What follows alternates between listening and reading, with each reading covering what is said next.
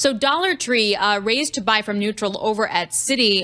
The bank anticipating that those higher across the board tariffs actually could be positive for the discount retailer, that they can cover their increase in their price base in this environment, with everyone else also increasing prices as well. Mary Ross Gilbert, Bloomberg Intelligence senior equity analyst covering retail and the impact of tariffs on some clothing retailers. Have you been able to determine sort of the good and the bad and the ugly here, like those that'll benefit on a relative basis?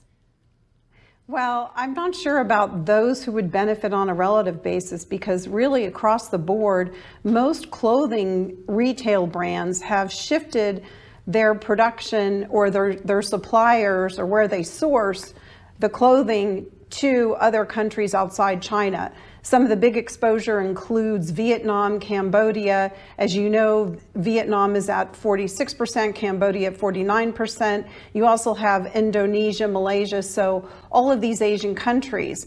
So where the big concern has always been, okay, what's going to happen with the tariffs on China? And when we had the 20 percentage points go through in March, replacing the 10% in February, that basically, most of the retailers did disclose how that would impact them. Now with the 34%, and of course Trump is talking about adding another 50 percentage points on top of the 34, but just taking the 34 percentage points, and if you use the math that they give, I mean, that's like about 1.7 times more than the 20 percentage points. So, you know, you can see an impact to companies' gross margin without including the effect of many other countries, you know, somewhere around 200 basis points or more, you know, with the China exposure, depending on their Chinese exposure. Those with less exposure to China would be less impacted. Also, negotiations with these other Asian countries are indicating that they're willing to either go to zero or reach some sort of an agreement because they really can't afford it. So, Mary, what is, I don't know if we have any historical guidance here, but to what extent do you believe most U.S. retailers can pass along some or all of these price increases to consumers? Yeah, so let's drill down on it just a little bit, because when they announce an increase, typically what happens, and if we look at what has happened in the past, in the case of China, the suppliers there agree to cover about half the cost of the tariff or the increased tariff. And so the companies that we have under coverage and that we talk to expect them to act accordingly with the latest round of tariffs. And so I think that's factored into their guidance.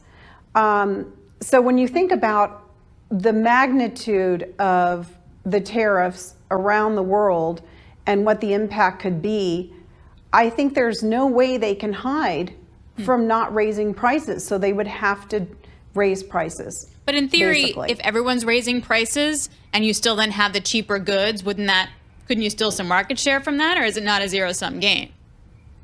Yeah, it's not a zero-sum game, because you just brought up, Alex, you brought up a very interesting point, and that is we had the de minimis provision, and what that allowed is shipments coming in from China under $800 were not subject to a tariff. So that made Temu and Shein being, you know, a threat to a lot of these value brands, if you will, and they had lost share to them. It's fast fashion, it's stuff that you throw away, so it's not that great. But the fact is that with this tariff, they were essentially closing that loophole. And so they imposed a 30% tariff below $800. It's the higher of 30%, or I think it's $25 per item or something like that. It depends on the schedule. And just looking at the broad swath, the scope of the tariffs in terms of the countries involved, there doesn't seem to be any place for these clothing retailers to kind of hide out. They source, while they may source things from around the world, pretty much everything's getting hit. Is that the concern? Yeah, it is, and you can see why. I mean, so for example, if you take Gap, Gap was touting the fact that, look, we're under 10% exposure to China, but then they have 27% of their goods coming from Vietnam. And then I think it's like another 23% from Cambodia or something like that. So, you know, we have a schedule for every single company and where they're exposed based on their disclosure. And then there's a certain percentage that's not disclosed, but nonetheless, given the fact that practically every country that Trump has imposed a tariff on every country, yeah, there's an impact. And if you look at the math, so if you look at the schedule that Trump put out, it's called a reciprocal tariff, but it also includes an impact for currency manipulation and some other factor, and that's kind of a very gray area. So the Wall Street Journal actually had a very interesting article today discussing the math, and as you know, one who was quoted in the article indicated, could it be bad math? Nonetheless, we think that in the end, something gets negotiated and it shifts. And so I think there's some hardball tactics going on, especially with regard to China.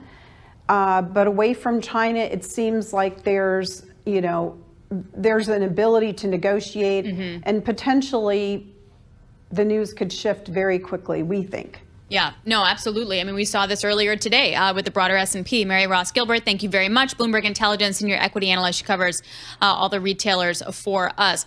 But,